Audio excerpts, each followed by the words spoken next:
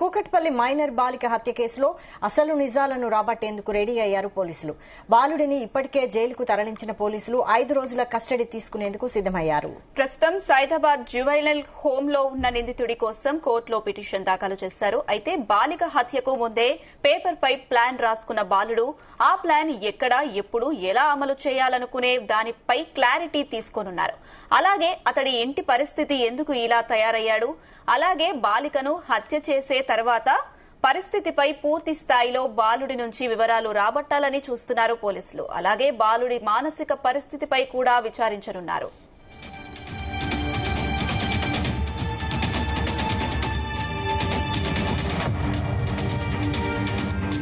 Right, ఇదే అంశం సంబంధించి మరిన్ని అప్డేట్స్ మా క్రైమ్ బ్యూరో చీఫ్ రవితేజ అందిస్తారు. ఎస్ రవితేజ. తెలంగాణలో సంచలనం సృష్టించినటువంటి కుకట్పల్లి మైనర్ బాలిక హత్య కేసులో కుకట్పల్లి పోలీసులు మేడ్చల్ కోర్టులో ఆ మైనర్ నిందితుడు అయినటువంటి వ్యక్తిని 5 రోజుల పాటు కస్టడీకి కావాలంటూ కూడా కోర్టులో కస్టడీ పిటిషన్ దాఖలు చేసినట్టుగా తెలుస్తోంది. ఈ హత్య తర్వాత ఈ బాలుడు వ్యవహారం పైన పోలీసులకు అనేక అనుమానాలు వ్యక్తం అవడము, అటు తల్లిదండ్రులు కూడా బాలుడి పైన దృష్టి పెట్టకపోవడము, క్రైమ్ ఎపిసోడ్ లో ఎక్కువగా వీక్షించేటువంటి ఈ బాలుడు అసలు ఈ పథకం ఎవరి కోసం వేసుకున్నాడు, ఈ లెటర్ రాసుకుంది దేనికోసము, క్లియర్ గా మైనర్ బాలిక హత్య కేసులకి ఆ లెటర్ కి ఎలాంటి సంబంధం లేదు. అంతకన్నా 2 నెలల ముందుగానే ఈ లెటర్ రాసి తన బ్యాగ్ లో పెట్టుకున్నాడు. అది ఒక క్రైమ్ సిరీస్ చూసిన తర్వాత ఈ లెటర్ గా తను ప్రిపేర్ చేసి ముందుగానే పెట్టుకున్నాడు. అసలు ఏ ఇంట్లో ఏ వ్యక్తి కోసం ఎవరి కోసం ఆ ప్లాన్ ని ఇంప్లిమెంటేషన్ చేసేటువంటి ప్రయత్నంలో ఆ లెటర్ రాసి బ్యాగ్ లో దాచిపెట్టుకొని రెగ్యులర్ గా తను స్కూల్ కి వెళ్తున్నాడని ఒక పూర్తి వివరాలు రాబట్టడం కోసమే ఈ కేసులో మైనర్ అక్యూజ్డ్ గా ఉన్నటువంటి నిందితుడిని 5 రోజుల పాటు కస్టడీకి కావాలి, అతన్ని డీప్ గా విచారణ చేపట్టాలి, అతని నుంచి అనేక అంశాలని రాబట్టాలి. ఇతన్ని ఈ రకంగానే వదిలేస్తే పెద్ద ప్రమాదకరమైనటువంటి వ్యక్తిగా మారేటువంటి అవకాశం ఉంది. కాబట్టి అతన్ని కస్టడీకి అప్పగించాలంటూ మాత్రం కోర్టులో 5 రోజుల పాటు కస్టడీ పిటిషన్ ఎన్ని రోజుల పాటు ఈ బాలుడి విషయంలో కోర్టు అనుమతిస్తుందనేది మాత్రం ఇంకా దానిపైన తీర్పు రావాల్సి ఉంటుంది. ఇటు సైదాబాద్ రెసిడెన్షియల్ స్కూల్లో తను ఈ బాలుడిని రెస్క్యూ హోమ్స్ కి పంపించినట్టు కోర్టు ఆర్డర్ వచ్చిన సైదాబాద్ రెస్క్యూ హోమ్స్ నుంచి అతన్ని అదుపులోకి తీసుకొని అక్కడి నుంచి అతని సీన్ రికన్స్ట్రక్షన్ చేయించేటువంటి అవకాశం కూడా ఉంది. బాలిక ఇంటి పక్కన ఉన్నటువంటి 4వ అంతస్తులో ఈ బాలుడు కుటుంబంతో సహా నివాసం ఉండడము, ఆ రోజు తల్లిదండ్రులు లేనప్పుడు అతను 4th ఫ్లోర్ నుంచి 3rd ఫ్లోర్ కి ఎలా వచ్చాడు, 3rd ఫ్లోర్ నుంచి పక్క బిల్డింగ్ లోకి ఎలా దూకాడు, ఆ తర్వాత బాలిక ఉన్నటువంటి ఆ రెంటెడ్ రూమ్ లోకి ఎలా వెళ్ళాడు, బాలిక ఏ పొజిషన్ లో ఉండగా ఇతను కిచెన్ లోకి వెళ్లి ఆ ఎంఆర్ఎఫ్ బ్యాట్ ని దొంగిలించి తిరిగి వస్తూ ఉండగా తను ఏ సమయంలో చూసింది, వెనక నుంచి ఎలా కాలర్ పట్టుకుంది, ఆ తర్వాత ఇతను కిచెన్ లోకి వెళ్లి కత్తి తీసుకొచ్చి అమ్మాయిపై 20 చోట్ల కత్తిపోట్లు పొడిచినటువంటి రిహార్సల్స్, సీన్ రికన్స్ట్రక్షన్ అంతా కూడా క్లియర్ ఎవిడెన్స్ కోసం. ఇది కోర్టులో ప్రూవ్ చేయాలంటే అక్కడ నిందితుడు ఎలాంటి మూవ్మెంట్స్ జరిపాడు అంటూ కూడా వీడియోగ్రఫీ, అక్కడ ప్రత్యక్షమైనటువంటి స్టేట్మెంట్స్ అవసరం ఉంటుంది. కాబట్టి ఈ హత్య కేసులలో, ఈ మర్డర్ అండ్ రేప్ కేసులలో ఖచ్చితంగా సీన్ రికన్స్ట్రక్షన్ మొదటి నుంచి చేస్తున్నటువంటి వ్యవహారం.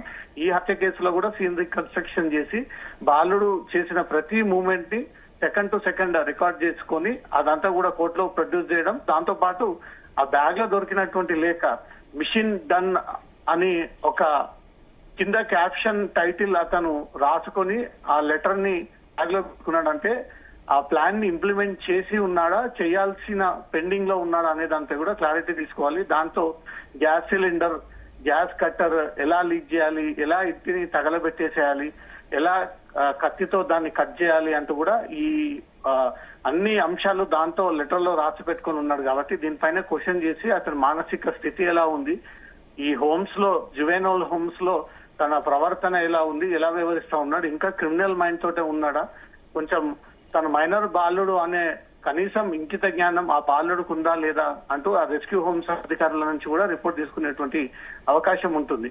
ఈ 5 రోజుల కస్టడీలో కోర్టు అనుమతించినటువంటి ఆ 2-3 రోజుల్లో పోలీసులు కీలకమైనటువంటి సమాచారాన్ని అతని నుంచి రాబట్టనున్నారు. ఎప్పటి నుంచి ఈ క్రైమ్ సీన్ లో అలవాటు పడ్డాడు, ఎన్నిసార్లు ఈ క్రైమ్ సిరీస్ ని చూసేవారు, తల్లిదండ్రులకు ఈ విషయం తెలిసినా గతంలోనే ఒక ఫోన్ దొంగతనానికి పాల్పడ్డాడు, నిత్యం ఆ ఫోన్ లో ఇలాంటి సీన్స్ ఎక్కువగా చూసేవాడు అనేది కూడా పోలీస్ అధికారులు మీడియా ముందు అఫీషియల్ గా చెప్పినటువంటి అంశము.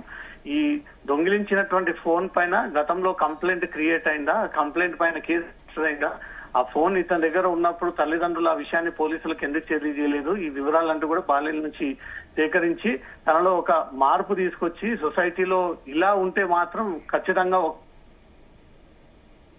ఉంటుంది కాబట్టి తెలిసి తెలియనటువంటి వయసు ఇప్పుడిప్పుడే 10th క్లాస్ లో చదువుతున్నటువంటి వ్యక్తి ఎక్కువగా సినిమాల ప్రభావంతో తను కూడా ఒక క్రిమినల్ గా, ఒక హీరో లాగా, ఒక విలన్ లాగా మారాలని ఒక క్యారెక్టర్ ని క్రియేట్ చేసుకొని ఈ హత్య చేసినట్టుగా కూడా పోలీసుల ఇన్వెస్టిగేషన్ లో బయటపడింది. కాబట్టి తనలో ఒక మార్పు తీసుకొస్తే డెఫినెట్ గా తను సెట్ అయ్యేటువంటి ఛాన్స్ ఉంది. కాబట్టి ఈ కస్టడీలో అతను అదుపులోకి తీసుకొని ఈ విషయాలంతా కూడా పూర్తిగా సీన్ రికన్స్ట్రక్షన్ చేసి అనంతరం అతన్ని కౌన్సిలింగ్ కోసం ఈ సైదాబాద్ లో ఉన్నటువంటి రెస్క్యూ హోమ్స్ కి తరలించి ఈ జువైనల్ హోమ్స్ లో కొంత అతనిలో మార్పు తీసుకొచ్చి సైకలాజికల్ డిసార్డర్ ఏదైనా ఉన్నా, ఏదైనా మానసిక ఒత్తిడి ఉన్నా, లేదా డిప్రెషన్ లో ఉన్నా, లేకపోతే ఏదైతే ఆ సినిమాల ప్రభావంతో ఎక్కువగా దాన్నే అతుక్కుపోయి దానిపైన ఎక్కువగా దృష్టి పెట్టాడో దాంట్లో నుంచి బయటకు తీసుకొచ్చేటువంటి ప్రయత్నం చేస్తే మాత్రం డెఫినెట్ గా ఈ బాలుడు నేర చరిత్ర నుంచి బయటపడేటువంటి అవకాశం ఉందంటూ మాత్రం పోలీసులు ఈ కోణంలో ఈ అంశం సంబంధించి అన్ని వివరాలు సేకరించనున్నారు.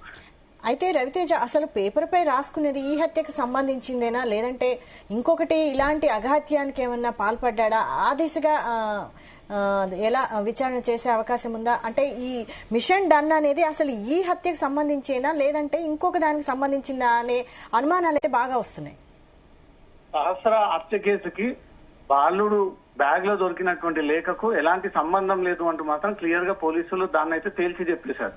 మరి ఈ లేఖ దేనికోసం రాసుకున్నాడు, ఈ ప్లాన్ ని ఆల్రెడీ ఇంప్లిమెంట్ గతంలోనే చేశాడా, ఇంప్లిమెంట్ చేయడానికి అది ప్రయత్నం చేస్తా ఉన్నాడా, ఈ లేఖ రాసుకొని బ్యాగ్ లో పెట్టుకొని ప్రతిరోజు స్కూల్ కి వెళ్లి ఆ లేఖలో ఉన్నటువంటి అంశాలని తను అమలు చేసేటువంటి ప్రయత్నం చేస్తా ఉన్నాడా అనేది కూడా పోలీసులకు కొన్ని అనుమానాలు ఉన్నాయి. ముందుగా అసలు బాలుడు వైపుగా ఎందుకు తను ఆలోచన రావాల్సి వచ్చింది, రెగ్యులర్ గా ఈ క్రైమ్ సిరీస్ ని, సిఐడి ఎపిసోడ్లని, క్రైమ్ థ్రిల్లర్స్ లాంటి వాటిని ఎక్కువగా ఎందుకు వీక్షిస్తా ఉన్నాడు, వీటిపైన తల్లిదండ్రులు కాకపోతే ఒక్కసారైనా డెఫినెట్ గా తల్లిదండ్రులు క్వశ్చన్ చేసినా ఇతనిలో ఒక మార్పు వచ్చేది. కానీ ఎవరు అతన్ని పట్టించుకోకపోవడము, చూడకపోవడంతో ఇతను విపరీతంగా ఇలాంటి వీడియోలకు అలవాటు పడి ఆ లక్కంగానే తను ఒక విలన్ గా ఉండాలి, ఒక స్టార్ లాగా అయిపోవాలి, నేను పెద్ద టాప్ మోస్ట్ అవ్వాలి అనే ఒక ఆలోచనతోటే నిత్యం ఈ సిరీస్ ని చూసేవాడు అనేది కూడా పోలీసులకు కొన్ని అనుమానాలు ఉన్నాయి. రాసినటువంటి లేఖకు జరిగినటువంటి హత్యకైతే సంబంధం లేదు అనేది పోలీసులు చెప్తా ఉన్నారు. కాబట్టి మరి ఈ లేఖ ఎవరి కోసం రాస్తాడు, ఎక్కడ ఇంప్లిమెంట్ చేయాలనుకున్నాడు, గతంలో సెల్ ఫోన్ దొంగతనం జరిగింది అనేది పోలీసులు చెప్తా ఉన్నారు. ప్రస్తుతం ఆ సెల్ ఫోన్ ఎక్కడుంది, ఆ సెల్ ఫోన్ విషయంలో ఎవరు కంప్లైంట్ ఇవ్వలేదా, ఎక్కడ దొంగిలించాడు అనే ఒక వివరాలు సేకరించడం, ఇంకా ముందు ఆలోచనలో బాలుడు ఉన్నాడా అనే ఒక కోణంలోనే ఈ కస్టడీలో వివరాలు సేకరించడం కోసమే కస్టడీ పిటిషన్ దాఖలు చేసినట్టుగా తెలుస్తుంది. Vaishali. Okay, thank you Raviteja.